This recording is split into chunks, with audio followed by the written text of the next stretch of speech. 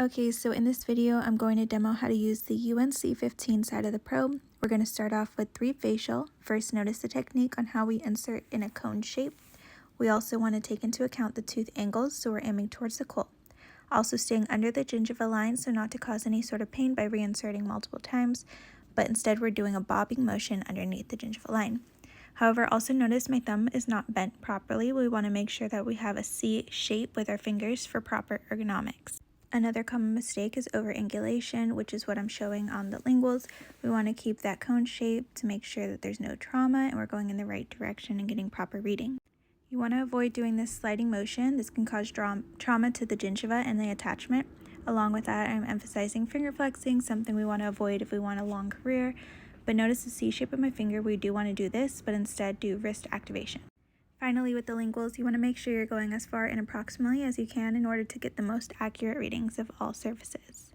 Next, I'm showing the 11-12 Explorer on number 9. I'm starting by showing you how you can tell if you're using the correct working end. You insert the tip interproximal, and you can see if the terminal shank crosses over the crown of the tooth. If it does, it's in the correct end. Here I'm showing what not to do. You want to start at the distal line angle, do small control strokes and light strokes all the way to the 51% interproximal. To ensure proper detection, do oblique strokes and again very light grasp. Although it is hard to see here, make sure the edge of your finger bed is against the instrument in order to feel the vibration of the calculus and detect it. A common mistake is going too fast, especially in the anteriors, and not adapting fast enough. They can obviously cause trauma. Make sure to move slowly and adapt to the tooth to not poke the gingiva.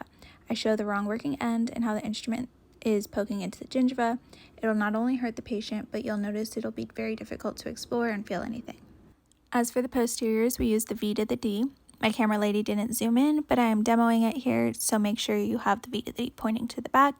Again, start at the distal line angle and do oblique strokes. Don't forget to go 51% of the way interproximal. Another mistake is to go in and out of the gingiva. Try to keep the tip inserted and do a bobbing oblique motion to not have to reinsert each time.